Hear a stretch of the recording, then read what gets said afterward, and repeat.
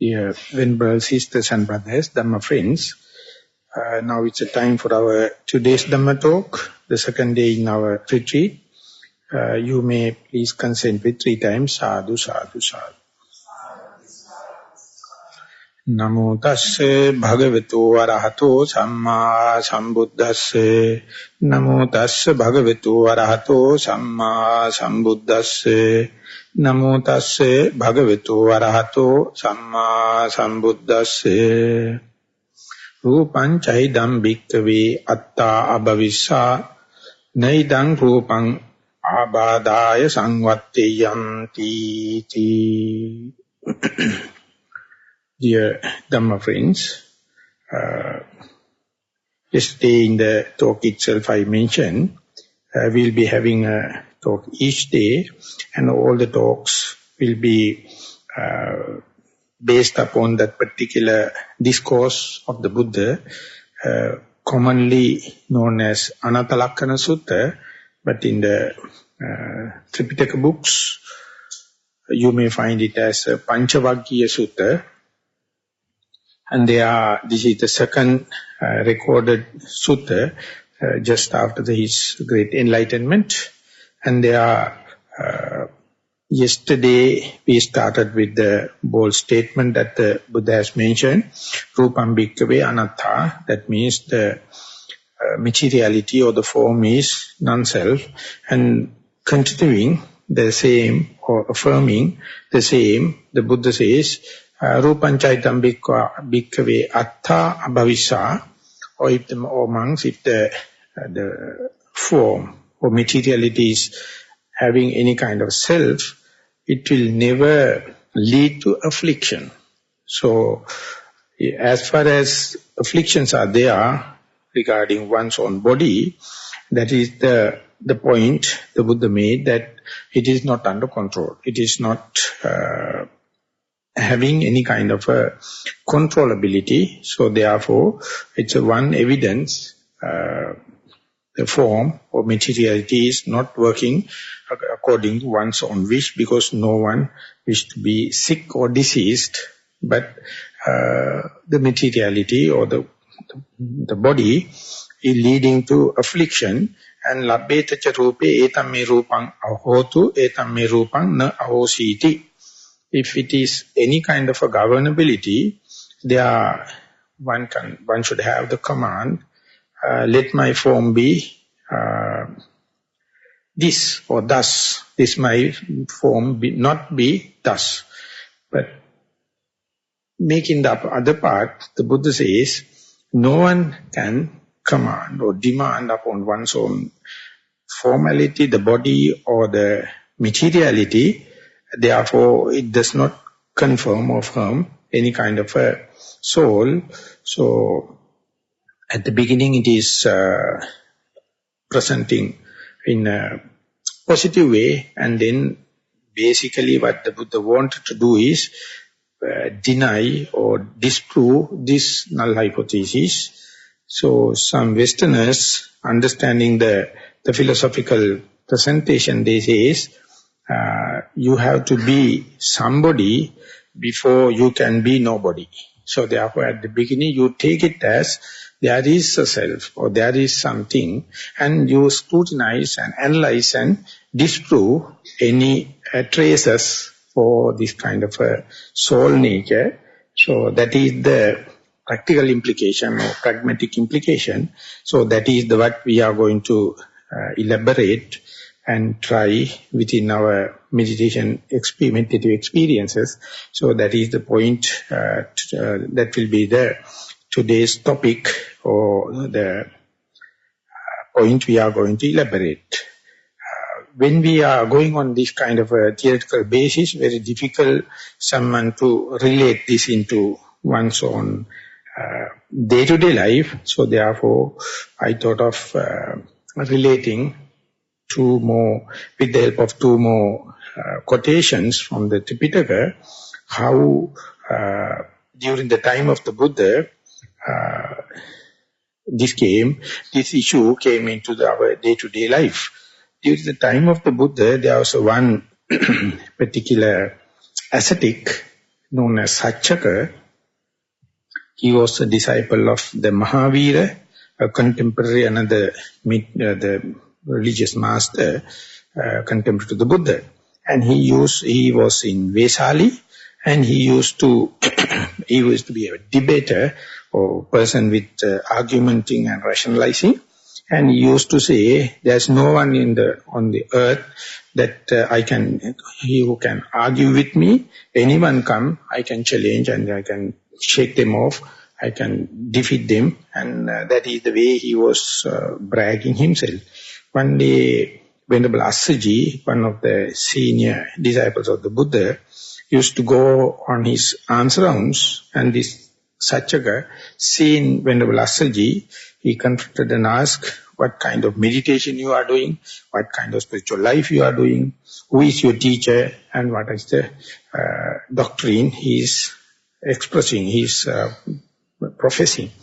And then, in short, Venerable Assaji has mentioned, my teacher says that the body, the form is not atta, or it is non-self, and the feelings, non-self, perception, volition or mental fabrication, or consciousness. He cut into form and the mind, elaborate into this kind of four aggregates, and all he says not qualified to say atta, otherwise it is anatta, non-self characteristic. So that Satchaka was so agitated, he says, what a kind of nonsense, I would have confronted your teacher and disprove and shake him off and defeat him in the debate. And then Venerable Assaji took it in silence, and Satchaka took that as accepting his invitation or his appointment to the teacher, and he went to some of his disciples and told, today I am going to confront the Gautama, the Buddha, and we are going to have a debate, why don't you come and participate there? So he went to the Buddha with 500 other reputed citizens, and when go there, the Buddha was in a meditative mood. Ultimately, they both confronted, and there he asked the same question from the Buddha. I met one of your disciples, and he told that you are the master and he is the disciple of you. Would you mind to give me the gist of your doctrine, your Dhamma? Then the Buddha mentioned that I am disciplining my disciples by preaching that you must discipline yourself as to the form is not self, feeling is not the perception, the volition and the consciousness. So that is the way of I am disciplining them, and that is what my preaching. Then he says, when you are telling like that, example, an epithet came to my mind, am I excused to express my idea? Then the Buddha says, why not? Please come out with. Then he says, any plant or anything coming out of anything you have to grow, you have to based upon the earth. Earth is the base for this growing vegetation. So, or otherwise, if someone is farming, the land is one of the core issue. Likewise, that if you are to do merits or demerits, you are using your body, and that body has that kind of a base. It is giving the basis for doing skillful thing and then unskillful thing. And you have your feeling, and you are based upon the feeling, then only this phenomena become skillful or non-skillful. And the perception being so, why you are denying, it's a soul nature. And then the Buddha says that, may I ask a question, or may I also give an example, so you may answer as you wish. He says that King Kosala is ruling and governing the Magadha, that is the name of the kingdom, And he has so much of executive powers, so if he find any culprit and found guilty, he can kill him, or he can banish him, or he can punish him, he can put into the jail. That is what the executive power means.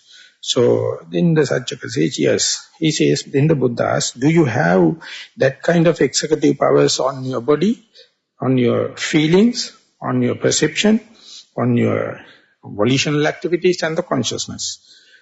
Then he hesitates and he spellbound and he's waiting. Then the Buddha asks, please answer me, do you have that kind of a governing power of your body, feelings, perception? And 2-3 times when the Buddha is reiterating the same question, the Satchaka was not ready to give an answer. According to the story goes, there's a mystical power, or that is called kind of a yakka, that the org, he sees that this particular person came to the Buddha telling that he can defeat any person, but now when the argument is going, but person is not giving the answer, so he appeared with a big club in his mind, in his hand, and told, to the third time, the Buddha asked the same question, you have to say either yes or no, you have to answer it, otherwise I will smash you right now. So then he starts sweating. And he started uncomfortable, then he went to in refuge of the Buddha. And only the Buddha and this particular person can see this mystic power. And then the Buddha says, please answer, it's a simple question. Do you have any commanding or demanding power on your form? Then he says, no. And the commentary give a very touching kind of explanation. It says the Satchaka is his figure is with a very fat, with a very ample waist, and his face is very ugly, even though he is a very famous person.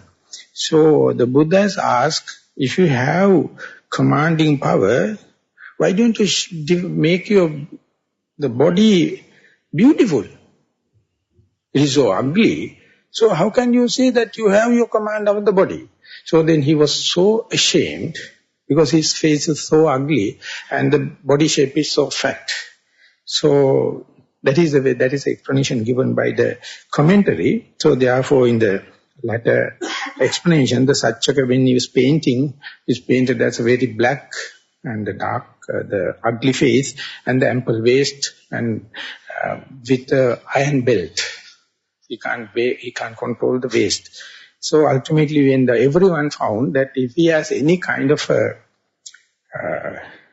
controlling power, he will not be happy to possess the ugly face, the ugly shape.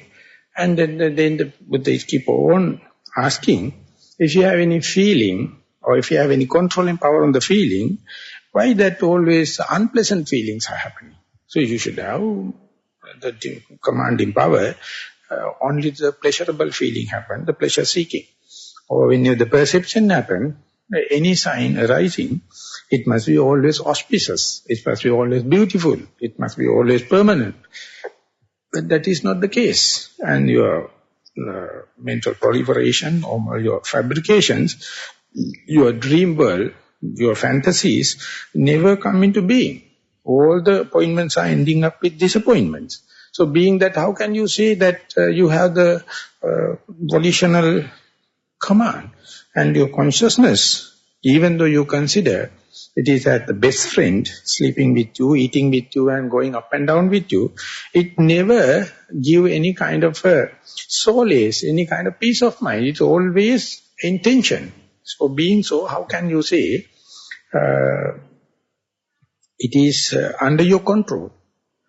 And ultimately the Satchaka came into normal sense and start talking with the Buddha in the very, not much with the tension. And then the Buddha asked, you before coming you told that you are going to defeat me and all the kind of thing, any person come with me in argument thing. But now you see you are sweating and you are shivering and kind of thing. I am not. So therefore, your argument is not valid. So that is the end of that particular sutta. I am quoted very brief of the gist of it. You can read it in the Chula Sachaka Sutta in the Majjhima Nikaya, where that particular person was telling, I can control the form. I can control feelings. I can control perception. I can control my fabrications and the volitional activities. I can control my mind. I think that is what we are teaching in the classrooms now. Each and every child is being taught, you can manipulate, you can change, you can adjust the world, so we can have a clear infrastructure. We can have very good communication. Why not you become a IT engineer, so you can control. So that is being totally given. I think everyone is following such a path. That is the degrees. If you are believing it, you get double degrees and professorship and everything. But if you are going to say it is a dream, it is just a camouflage, it is just a magical show, you will be kicked off from your post. And if feeling-wise, everyone says we are in the pleasure principle. At any cost, justice or in the unjust way, in the wholesome or unwholesome way, we try our best to get the pleasure at the cost of any moral responsibilities or kind of thing. And everyone is doing, and everyone knows how much damage we are doing to the other psychologies by unfair ways of maximizing the pleasure. And perception-wise, you know in the dreams, you are completely entertaining. You are fully, emotionally moved in the dream, and when you get up, you know it is just a dream. And exactly the same, yesterday thing is today when you see how much you have achieved. But today you have a huge amount of day-to-day planning and imagination, and we are living in this dream world, or it is like a mirage, or it is like a magic show. So we are believing it's all our perception. And creative thinking and productivity, progressive thinking and promoting it, giving the gifts and promoting scholarships and all the kind of thing, but not a single kind of that creative thinking leading to liberation. All of them are going to the sensuous pleasure. In total, West as well as the East. So, and the consciousness, everyone accepts that is the core. You have to live up to the your consciousness, and that is the main thing you have to satisfy. And you keep on doing to the day to understand how it is camouflage, how it is perverted, how it is cheating you. So this is the thing that the Buddha wanted to communicate with others, but this is very difficult thing, one to even to grasp at the theoretical level. So, and even if it is listened and come to know there's a kind of a thing to digest there and keep it in the mind and rationalizing, deducing your way of thinking to deny any kind of a soul, any kind of a governing power, any kind of executive powers, any kind of a household kind of a role, and that is also very difficult unless otherwise you have so much of resolution in your faith. And even then, even if you listen this kind of a doctrine, even if you internalize it, still it has two extremes. As far as if you are going to say to the extreme that the form has no in its whole, it is just materiality, you can be a materialist, and then ultimately you will see the form is the self, or regard the form as self, so that when the form ceases to exist, soul ceases to exist. So therefore, your moral responsibility won't get any ground. So you will see, whatever may be the method you are using for maximizing your pleasure, you are not answerable, because at the end of the death end, everything finishes. So that is we call materialistic view. So that is very dangerous. So you can deduce no soul, but it has its own weakness. And otherwise you can say, yes, there is a soul. Then you will say, self is always possessing kind of a form. That is rupavantang atmanam. Whenever the soul happens, it has manifestation of form. Or it has a form as in self. Form has to take the refuge of the self, or self in the form. So these are the other three methods the Buddha depicted. Relationship with the form, mind and the matter, or form and the soul. So all these things have their own disadvantages. So therefore, theoretically, even if you accept or reject, there are pitfalls, there are traps. So even at the rational level, you have to understand, you have to be prepared, you have to immunize, not letting your mind to go and hold into that kind of a traps. So when you are specifically, if you are reading the middle-length sayings, Majjhima Nikaya, often the Buddha is giving these examples and giving this way of teaching. So if someone is having any desire for theoretical understanding, it is very good to read the Majjhima Nikaya. Everywhere the Buddha is presenting this. It may be some contemporary situation at the time of the Buddha, and many people has either to accept this materialistic or otherwise this permanent soul.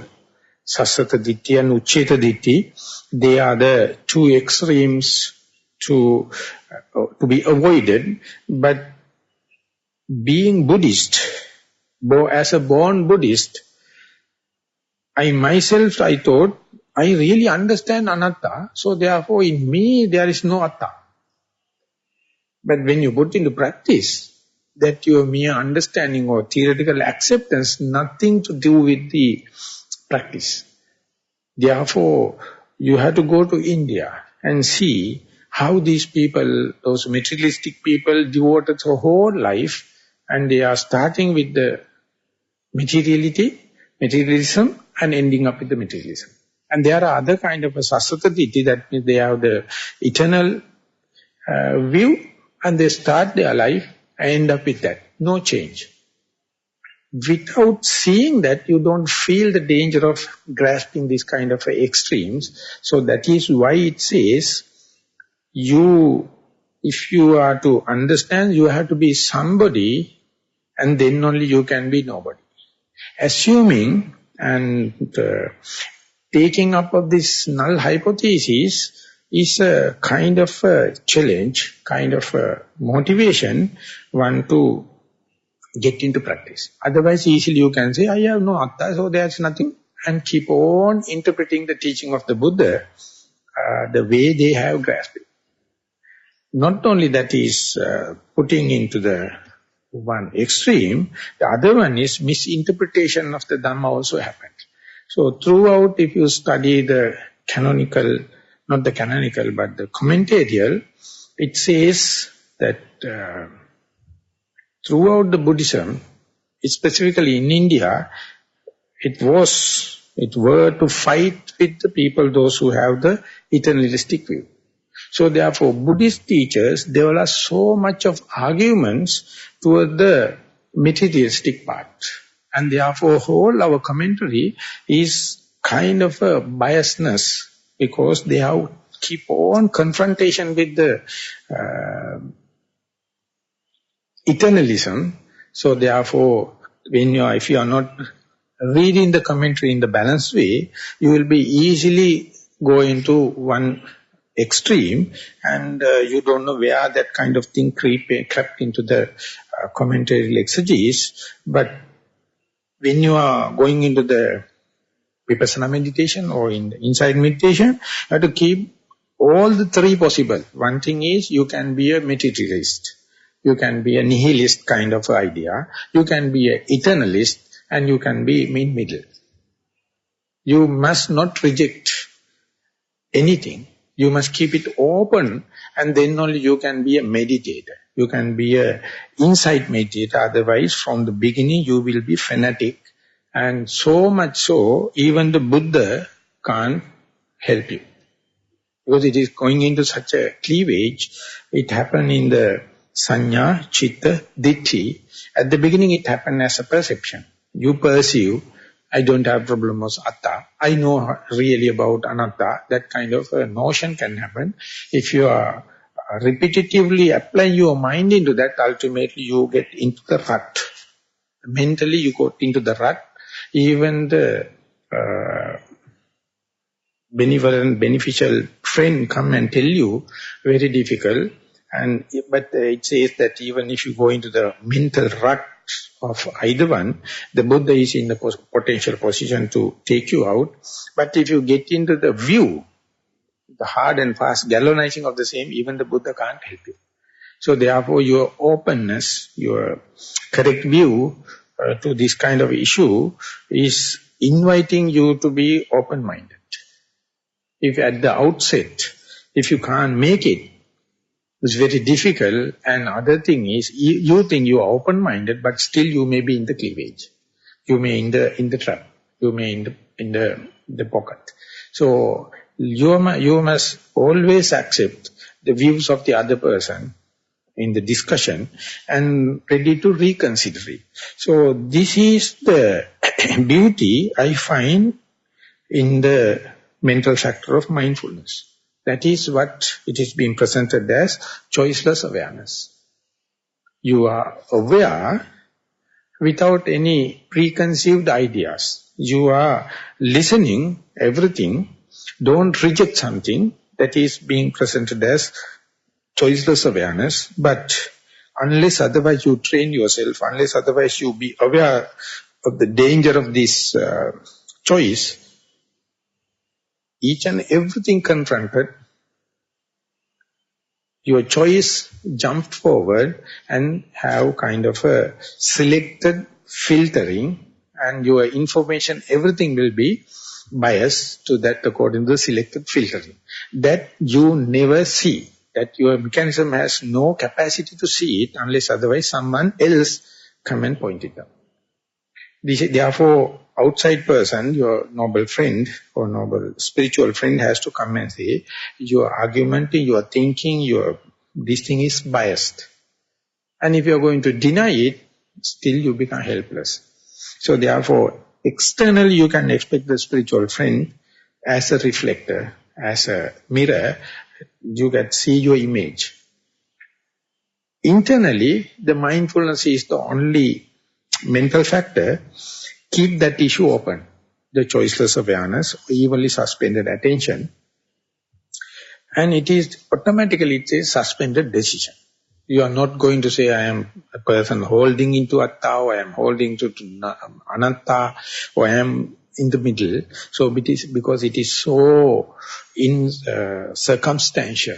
It's ever changing, so you can't hold into view. So that does not indicate you have no backbone. That does not indicate you are a person with always changing views. I would say the beginner, that be a qualification to openness for all the three. Otherwise, you start with the wrong foundation. So that is why the mindfulness, how do you call this, sati, help you at least taking this form as your object of meditation, and then to see, whenever you see with your eye, you have a belief what is existing, you see, what you see is existing. That is the base of the physics. But one day you will understand, in dreams, you see, but it is not existing. And in the mirage, you can clearly see, you can see a water body. But how much you are going to chase, you will never reduce the gap. More and more you run, mirage also running. Even if you go there, it is just a heat wave, not water. And the other one is that magic shows. So Buddha says, see the whole world as just a magic show, just a dream, just a mirage. So therefore, even one example is going to break what is existing, you can't see. What you see is not existing. And when the Buddha explaining it, everyone accused him, telling he is talking about mystics. But lucky enough, in our age, in our era, the quantum physics led us to the point where it says, unless otherwise the conscious mind contact, the Schrodinger wavelengths will never collapse into matter. It will stay as the wave. Only the conscious mind has to interact, then only the wave become a matter. It can be a visual object, or sound, or smell, or taste, or touch. Your consciousness is the culprit, make the wavelength collapse into matter. So very first that information, that observation happens, Newtonian physics can't explain it because it took everything as matter. It took everything as a specific gravity. But whenever you go to the Schrodinger wavelength or the energy is not subjected to the gravity. It has no specific gravity. So the Newtonian theory became completely outdated. And for the last century, Einstein is recognized as the best scientist. And he just, at the beginning he also was hesitant, that he accepted the energy is the most primordial form, most preliminary form, and that is what interaction with your own consciousness fallen into or collapse into the matter, and matter can be manifested according to your choice, either as a visual object or sound or taste or smell or touch. So there is no fixed shapes and you to go and see, but you are the one, what you see that you are is the motto. Wherever you go, there you are. What you see, that you are. So therefore, whatever you see indicates your likings and dislikings. So therefore, the same phenomena, two people observe in the simple, honest way, they will come out with two interpretations. And when the Buddha explaining it, it is such a volatile thing. Everyone thought, what is this? This is nonsense. It is kind of a mystics. But now, again, as far as the materials are concerned, you can see how phenomenal, how circumstantial you to see, or you to hear, or you to smell, it is decided by your own consciousness. And you have to ask a simple question, is there any agenda for your consciousness? Simply no. Simply no agenda. So therefore, are we slaves of the consciousness or are we governing our consciousness? Then only you feel humiliated. That is what we call truth of suffering.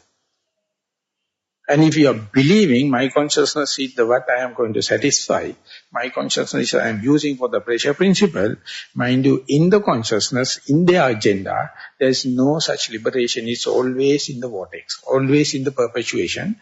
So to see all this mechanism, the Buddha finds 5 ways. One thing is with the matter, one thing is with the form.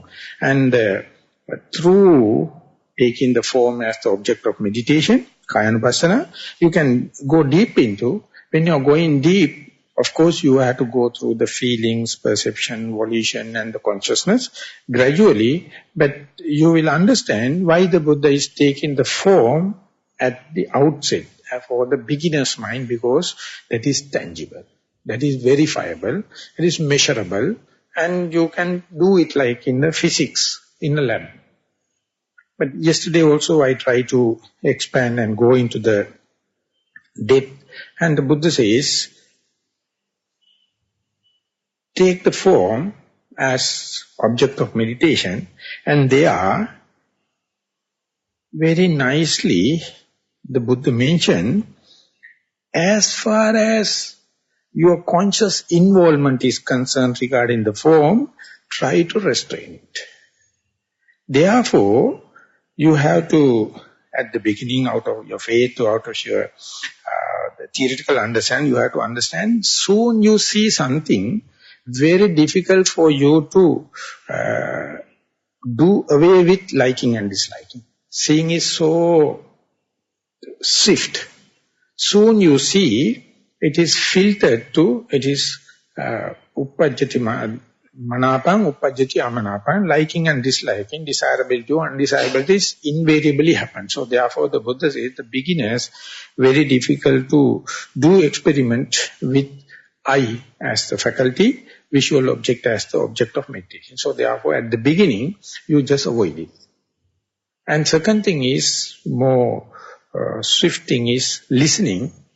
Whenever you listen something, you are selective, entertaining. This is good, this is bad, this is auspicious, this is unauspicious.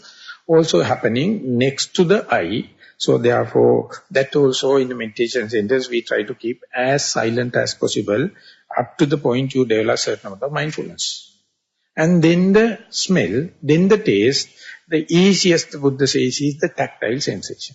So therefore, meditation centers, when you are planning, you try to avoid as much as the arousing or titillating or disturbing sights and noise and no smells and no tasting. And then only you can reduce to the tactile sensation. It is not just out of irrational thinking, it has its own justification why the beginner is starting with tactile sensation. In the tactile sensation also, there are some volitional or willful action and some action happening involuntarily. So if you take the breath, it has two facets. One thing you can do or one thing you can let it happen. So there you must be very careful. For example, if you are selecting the breath as your primary object, the mind is so disturbed of the beginner, they can't discriminately see whether you are doing it or it's happening. You must always try to avoid what is doing.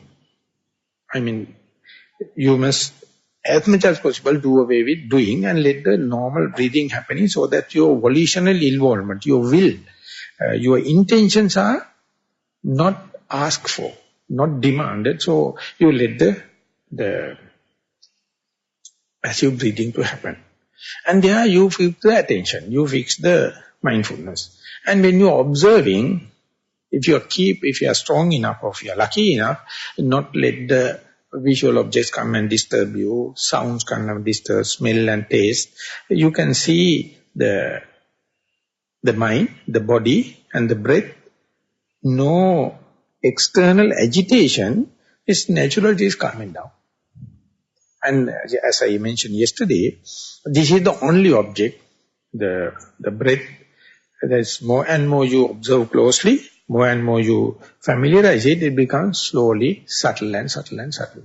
So one time, if you are lucky enough, you can take the breath as your guide, and if you go to the subtlety, you will experience kind of a mindfulness without any volition, without any form, or without any sign of form. And that is a very critical point or threshold or important point, and that is where you are for the first time fully awake and fully conscious, and knowingly you have weaned off, do away with all the forms, but still the mindfulness is remaining. And there are no more intentional action, no intentions, no motivations, no volition. And you see now completely machine is running autopiloting. And when you go there, you can understand, even though there are no intention, even though there is no any shape of any representation of the form, lot of activities are there. You are opening to completely new sphere, a lot of activities are there. These activities, You have only the observer's capacity. It is can sometimes appear like a light or light perception or vibration or time a tingling, whatever may be. When it happens, if you observe it, you will see whether it is within your jurisdiction or it is beyond your jurisdiction, whether it is happening inside or outside. And you can't feel whether it is good or bad. You can't feel whether it is auspicious or unauspicious. But of course, if you are fearful, if you have no experience, if you have no knowledge, you will develop some kind of unfamiliarity, fearfulness, monotony and boredom. So that is the point where you have to go prepared. And then you can see you are going to a neutral kind of energy. And it is not asking any maintenance, not asking any kind of manipulations. And more you go familiarize it, the mind is relaxing, the body is relaxing, the breath is relaxing, and you find it's a completely equilibrium, completely viable, solid equilibrium is there without the eye and the visual objects, without the ear and the sounds, without the smell or the nose, without the tongue or the taste. And ultimately you will see without the body and without any tactile sensation. And you don't know which faculty is working now. That very experience coming through the eye or ear or nose or tongue or your body, that is the point you lose all your rational thinking, but you can't deny that you are not living. You are not sleeping. You can understand that. And that is what the Buddha says, that this kind of contentment, this kind of satisfaction, this kind of fulfillment, only possible immaterial.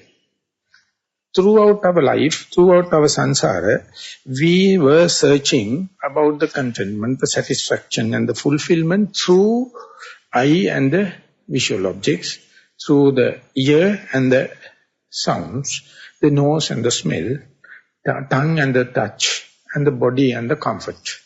But they have their own disadvantages because it is very costly, very difficult to maintain, and it has its own perish. But this one, more and more you go to the immaterial part, you feel there is no fighting.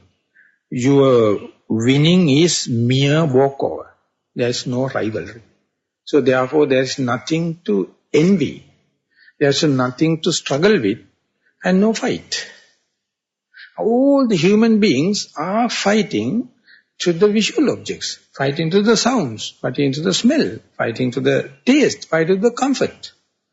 But there it's a huge amount of space, huge amount of freedom, huge amount of solitude, huge amount of openness. And this is only possible for the human mind. Not possible for the other realms, which is on the way of the evolution. The human mind has come to the point, it has its own equilibrium, the capability, go from material to the non-material sphere, or form to the without form, and you feel it is contented by itself. And if you come to that point, I would like to bring another quotation from the contemporary time of the Buddha. One day, very old gentleman, of course he has been convocated, he has been given an honorary degree by Buddha, telling he is the best in the vipassana as far as the male is concerned. It's known as Nakula Pitu. He's the father of Nakula. Nakula is his son's name. One day he came to the Buddha, very old, but he is so happy to be with the Buddha. But due to his old age and his crumble and very difficult to walk, he was waiting at home telling, earlier I used to frequently go and talk with the Buddha, and Buddha also very cordial with him, but now long time he has no chance. Ultimately he make a decision that no more I will be living, so I have to go. So when you go there, he just tell the Buddha, Bhante, now I am very old. Very difficult. My body is not cooperating, but I always feel like come to you, but mind you that my body is not allowing. Then the Buddha says, definitely, of course, when you become old age, what you like, you can't do it. But even if you're young age, even if you're prime young age, if anyone carrying this around this body and were to claim, I am healthy and strong, that is nothing but this foolishness. Even at the young age, it is not under your control. Even for split second, body is in affliction. But you think at the young age, I am robust, I am healthy, I can do as you like. But the Buddha says, now your old age body is really explaining it, but I am telling you, throughout our life it's a suffering, it's an agony, it's a dart, it's a boil, it's a utter suffering. And then the Buddha says, my message for you is, even the mentally, physically you are ill, you must try to keep the mind healthy. Keep the mind aloof of this physical affliction. And then this particular person is so respectful to the Buddha, he takes leave, thinking that not allowing Buddha to talk too much. And thank you very much, he goes back. And on the way back, he go to Venerable Maha and tell Bande, I am very happy to come and be with you all, but the thing is, even to pay respect to the Buddha and visiting is very difficult nowadays. So at some of the other, I met the Buddha, and this is the conversation I had. Then the Venerable Sariputta asked that, when the Buddha says that even you are afflicted in your body, how to keep the mind unafflicted. Did you get the commentary for that, explanation for that, how to do it? He says, I am very sorry, Bhante, I was not in that position to raise the question, so I lost the point. Then very nicely and very in the aesthetic way, he says, Bhante, when I am at home, if such a question come to my mind, I think far away, you are the person to answer this question. So I used to walk all the way to you, ask this question. So now I'm in front of you, why don't you answer my question? I'm thinking this is my question. Because even if it is happening at home, that is what I do. Then Venerable Sariputta says, good, listen carefully. And he starts to say, if someone is going to say the Rupang attano samanupassati. If someone says, my form is self. Rupavantang vattanam, attani va rupang, rupasming vattanam. These are the stock phrase you find often in the Majjhima Nikaya.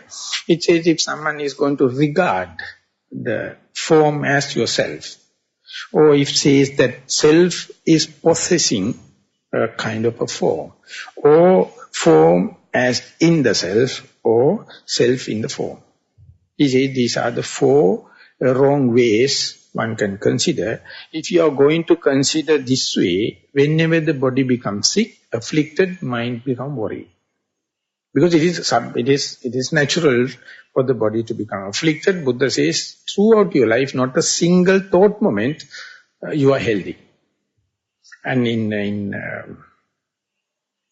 later, in the Sanskrit literature, it says, they have compiled some stanza, Aho nirmana kaushalyam, yena lokang vinirmitang, jagatyasming suipule, swastato naikopi labhyate. In Sanskrit it says, oh, what a wonderful creation. Such a vast world full of beings, not a single being is healthy. So therefore, creator must be a sick person. It is not being expressed. So much of creations they have done, not a single being is swastato. There's not a single one, single thought moment. Everyone is sick. So Buddha is asking, can give the name for such a person as a creator? He says, better to give a name of a destructor. Because all creations are sick. But the creatures think we are healthy.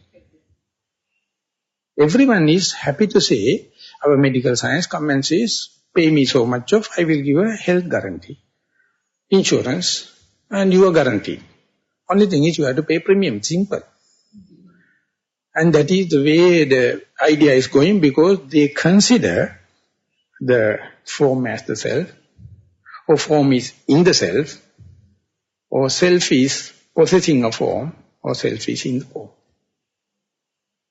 So at the outset, when you are considering yourself, you don't feel that you are entrapped.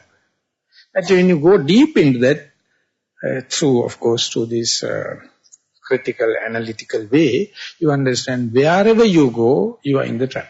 Because you wish to be a healthy person. That very thinking is a sickness, it is foolishness, it is idiot.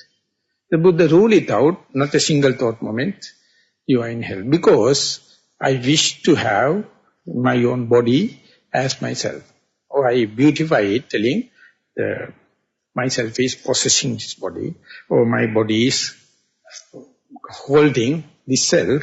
Likewise it says that commentary exegesis, it gives kind of a example. It is those who are regard the self as body is comparing the flame and the light. Where is the flame? Light is there. So therefore flame and the light is the same. When you flame extinguish, the light is extinguished. So therefore at the death, your soul is dissolving. That is what we call materialism. That is called nihilism. That is nihilistic. So therefore the communist ideas and the Western materialistic development is based upon this, the form as the self. But otherwise you can say self is possessing kind of the shape, which is manifested as a shape, is like a flower and the smell.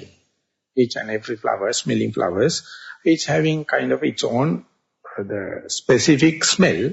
Likewise it says wherever the self is there, it is manifested as kind of a form. And or otherwise form as in the self, as if you are holding a gem or valuable thing in a casket, a nice one, and within your body there is a kind of a self. And that is why the Western people keep on analyzing the brain to see where is the mind. And no, still you can't find. I was searching about that book by Richard Restark, The Mind. It's a complete treatment, take each and every cell, analyzing and see where is the seat of the mind. No. So he concluded, no mind, no soul, because he can't find it. So that is the deductive knowledge used by the scientists. So otherwise form as in the self, as in the casket and holding a gem or like that, or self in the form and just like a tree and the shadow. Each and every tree has the shadow. Likewise, these are the way, whether we know or not, our thinking happens. So imagine when you take the breath as a representation of the form and let it be weaned off, let it be settled down, let it be completely ceases to exist or go to the subtlest form, and there you can understand representing the breath as the whole form, and the breath also now come up to a point where you can experience kind of a mentality, kind of a broadness of your mind, or when we can say immaterial kind of pleasure, and it is a kind of an equilibrium, just like a sensuous pleasure. And if you are maximizing it, the message the Buddha gave to the Nakulapitu, you feel healed, you feel recovered, you feel the healing power and therapeutic effect. And that is the point where American Buddhism is. The American Buddhism is going to the therapeutic, going to the healing part, so it is called business Buddhism. They never go for Nibbana, they never go for, the total liberation. They for, what a fine place. So soon you say bye-bye to this external physical world, of course through meditation, of course only for the successful meditators. This is the mindfulness-based therapeutic treatment. $500, simple. But it is dollars. It is dollars. And then one, I think Holland, writing a preface, he says, enough is enough. One has to understand mindfulness is not for minus jobs, like healing, like therapies. Of course, it's a byproduct. So you have to understand when you are trotting this path, you come to certain junctions, and there you can prove, even though you are sick in the body, you can be uninflicted by the mind. And that will be a real solace for the AIDS, cancer, and any kind of terminal disease. But of course, once you go to the terminal disease, you can't play meditation. That is nonsense. You have to be prepared beforehand. And then you can understand, even the body is so inflicted, you can go to that and understand, who cares? Who cares? The body is there, it is torturing, it is painful, but still the mind can take step away and see the tortured body. And that has been now come into the literature through this near-death experience. And through this operation and the cardiac, anginal arrest, and the tumors in the brain, and the excessive bleeding. So some people go to that kind of equilibrium, they hesitate to come back to this dirty body. And they blackguard the doctors, those who have given artificial respiration. Because they are bliss. It is tangible. They are not meditators. That no one is meditating. And I met one girl, and she has been meditating, and she has been promoting all the others to meditate. And one day she has, I think, had a brain tumor, and doctors have mentioned 90%, only 10% chance positive, maybe 90% failure. And if you wish, we can do it. But even otherwise, this is now at come to the terminal level. So she has taken the challenge, never mind, I'll go for the operation. And all the family members given the consent.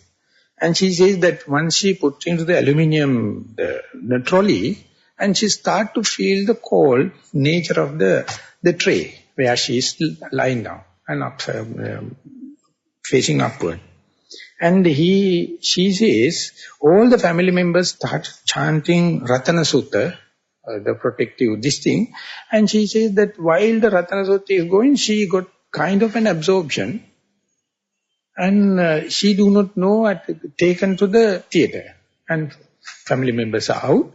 And she's in a deep absorption. And inside the theatre, the female anesthetic doctor come and touch and told her, please get up. Now we are about to give the anesthesia. And then only she shaken and come out, and she, throughout that, she has not experienced anything. She has in a deep bliss.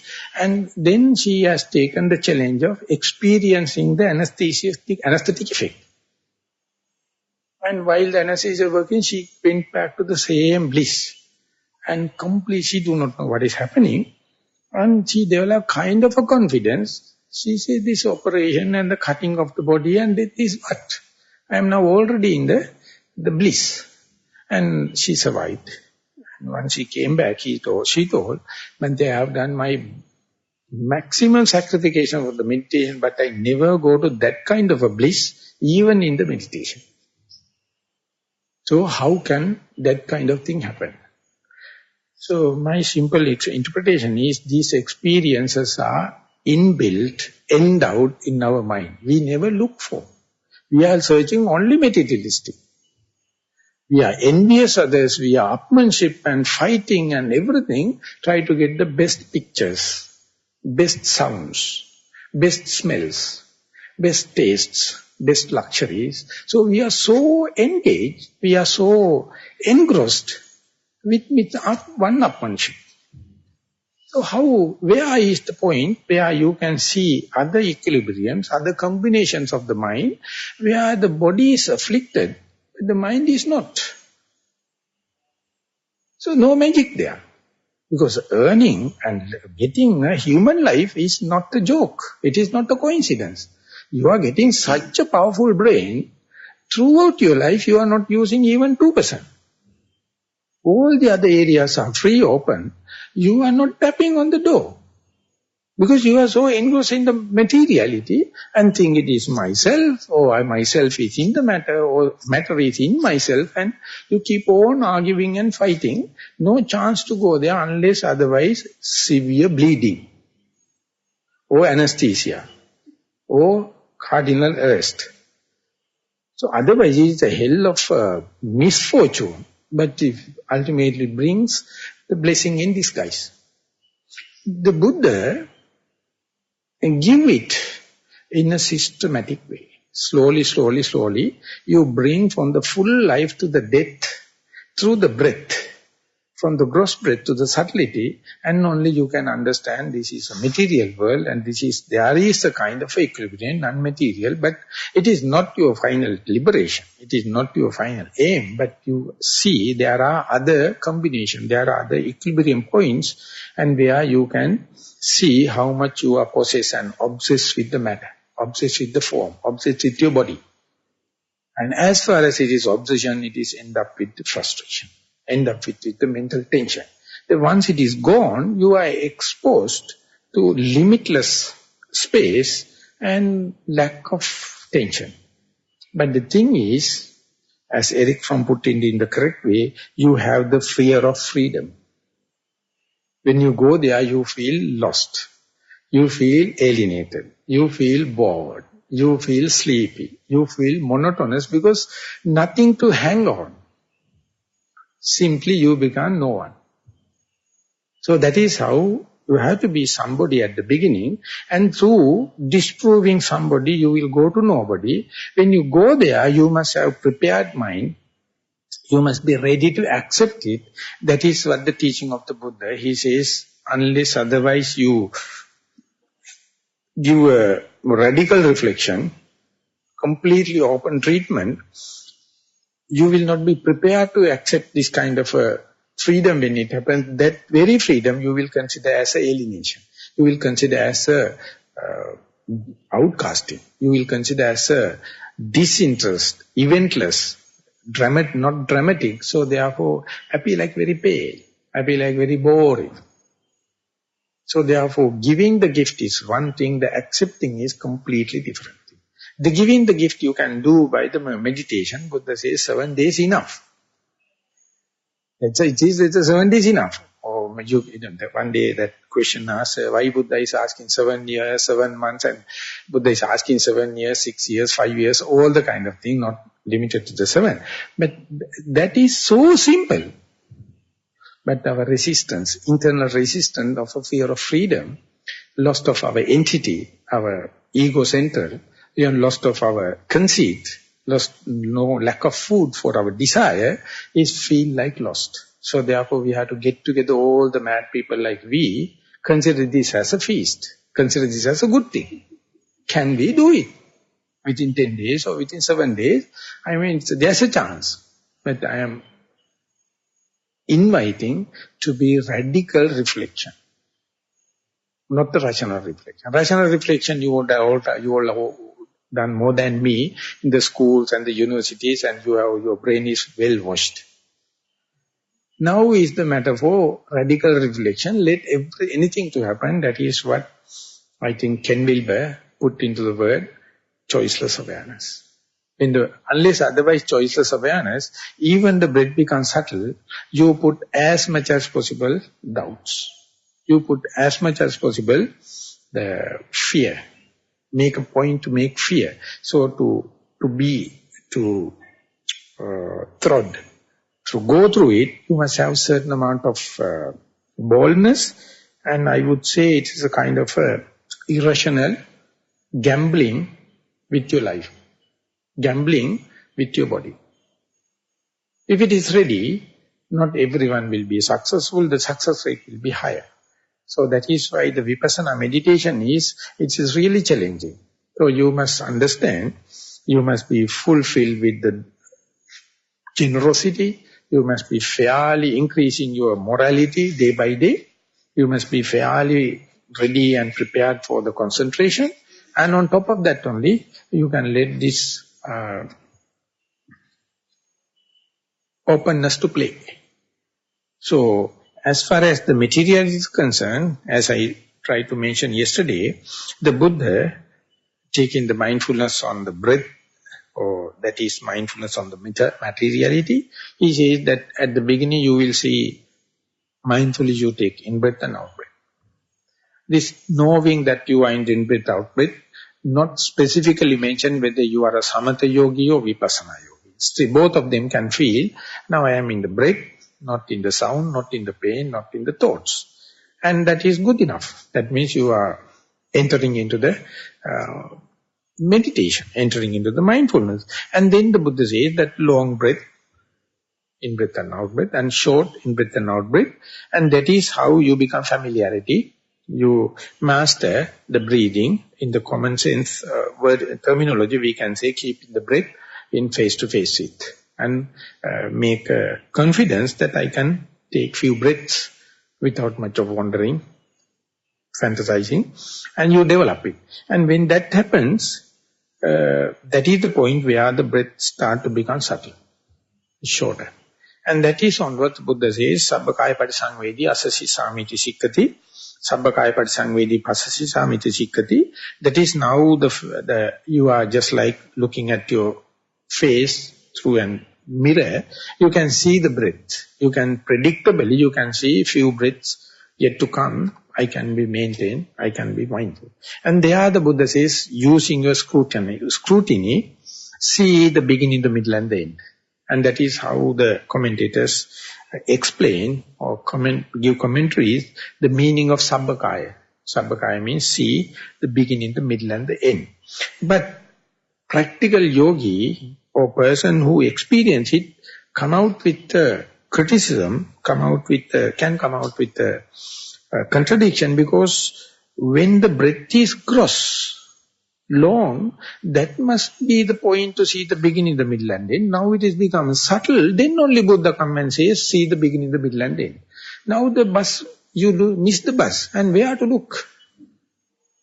That's practically, you will see order is wrong. But that is the only point you can keep the breath face to face. And there you not only you see the beginning, the middle and the end, you try to see all the possible manners and the shapes of the breath. So you may explain it. Breath is like a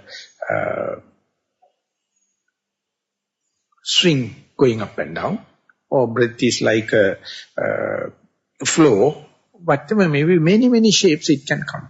Many facets, many manners it can happen. So they are... in order to keep your mind open and ready, Buddha says, indiscriminately, without discrimination, without any choice, see all the possible shapes and the manners. And they are, I tried to introduce yesterday the 11 facets, but if you are using your choice, if you are letting your rational mind to happen, you will be happy with the gross breath, and when it becomes subtle, you will be disheartened. You will think that mindfulness is reducing, concentration is reducing. That is why Buddha says you have to give the equal weight to the gross and the subtle. And sometimes breath is happening, you are well confidence as far as the mind is face to face with the breath, no hindrances. So therefore it is very beautiful, very good achievement. And at the time you see breath is there full of mixed up with hindrances. And there you will dishearten.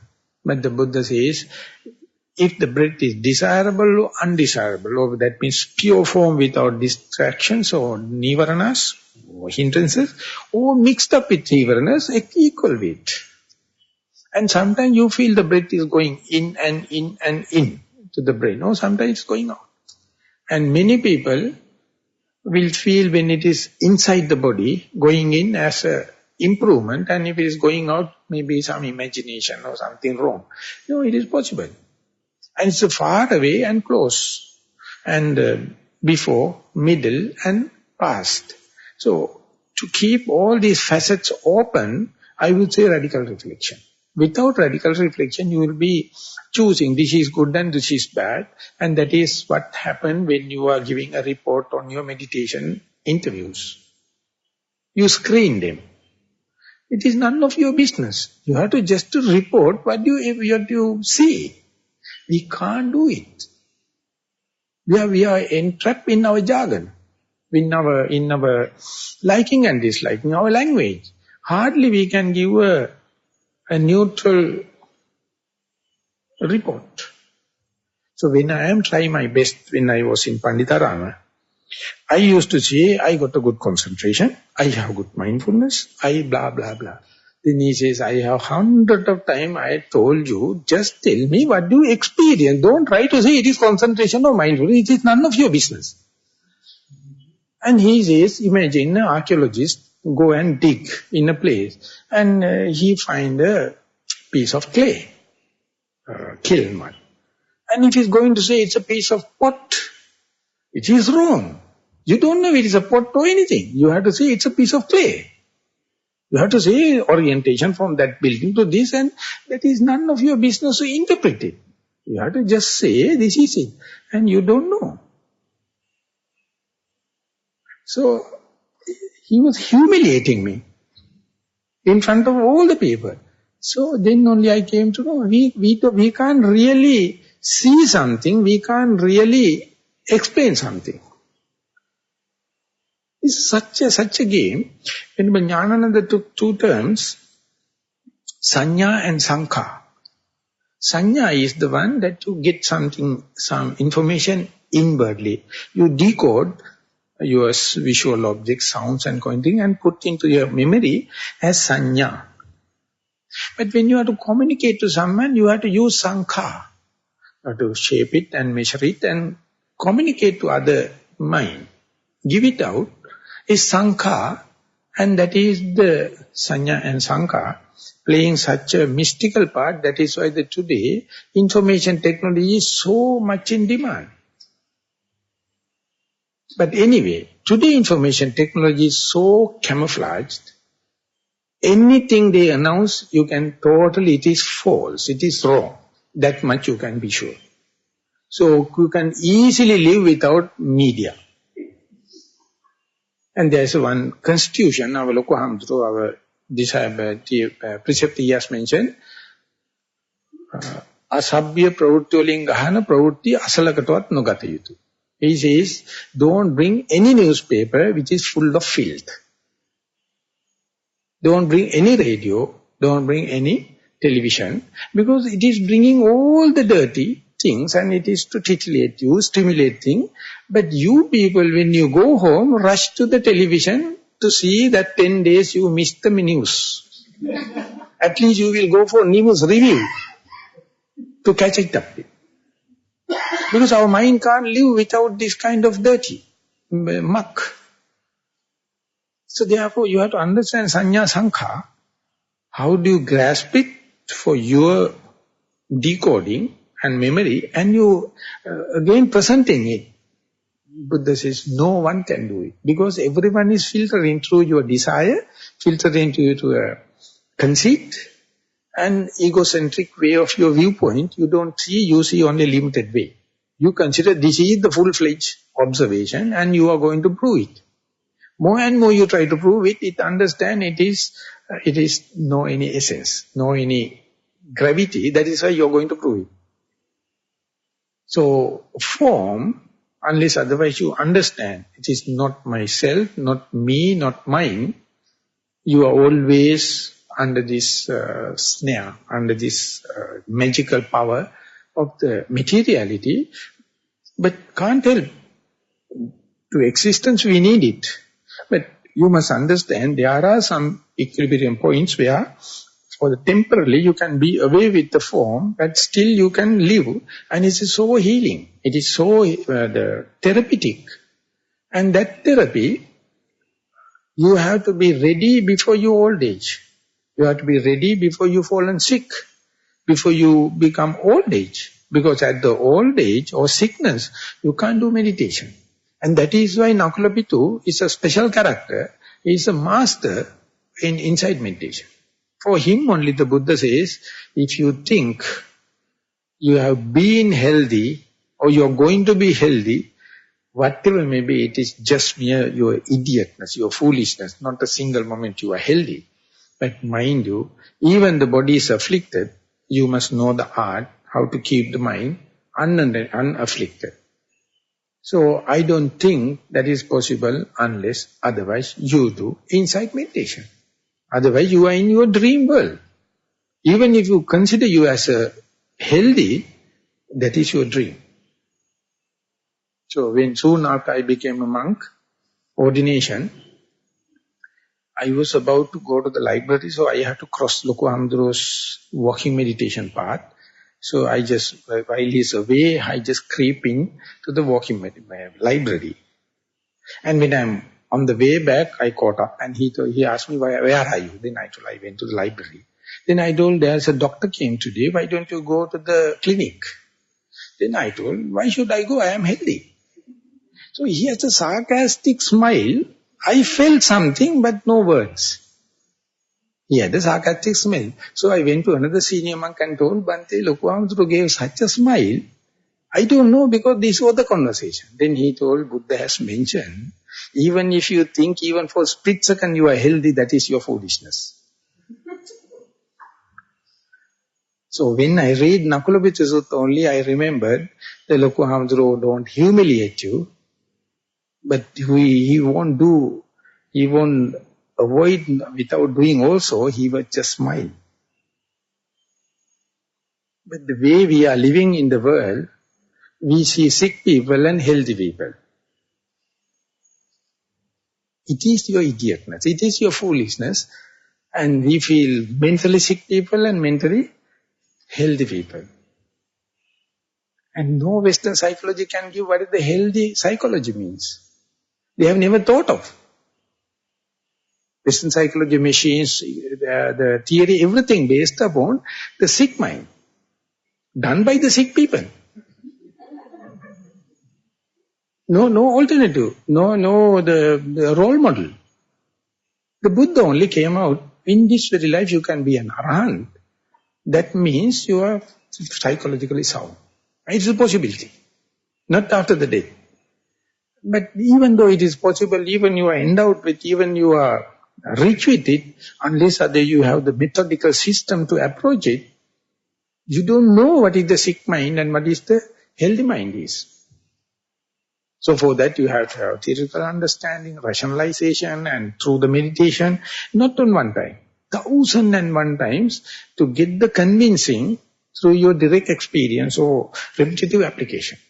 So therefore, even the outermost gross layer of form is giving you a huge opportunity to understand the form has no self. But mere theoretical grasping, mind you, you are in either way, nihilistic or the eternalistic view, unless otherwise you go to this kind of Sabbakaya Patisangvedi, see the breath beginning to the end, again and again, then only Buddha says, Passambayam kaya sankarang asasi samiti sikkati, Passambayam kaya sankarang pasasi samiti sikkati. Calming down the whole formalities, or form, materiality, you train yourself. It's a fearful thing. It's a challenge. Because you have been recognized so much, you as yourself, form. You as your materiality, but the Buddha says, now it is in the dwindling form, now it is in the disappearing form, waning side, you must be paying more and more attention, more and more mindfulness, and more radical thinking when it is at the dwindling, tapering off. And that is what it's called, Passambayam Kaya Sankara. Passambayam means calming down, Kaya Sankara means the breath body, and calming down the breath body, you train yourself. And they are, as I mentioned, the fear of freedom is the what blocking you. Even you are a freedom fighter, when you go to the freedom, you entertain doubts. You feel alienated, you feel cornered, bored. And there your mind must be immunized or vaccinated before going there. That is why we have to, while meditating, you have to listen to it, you have to internalize it, you have to use the deductive knowledge, and one day, Whenever the experience come, the theory knowledge come and give the backing, and they will be shaking hand in hand. That time you will see, you will experience yourself, that the Buddha has mentioned, you can verify, you can witness yourself, and then only you will do it a real noble quest, noble experiment. Until that you do with doubts. So I hope today Dhamma talk also encourage you to go for this noble the quest and noble experimenting with your direct approach, direct experience. Thank you very much for listening.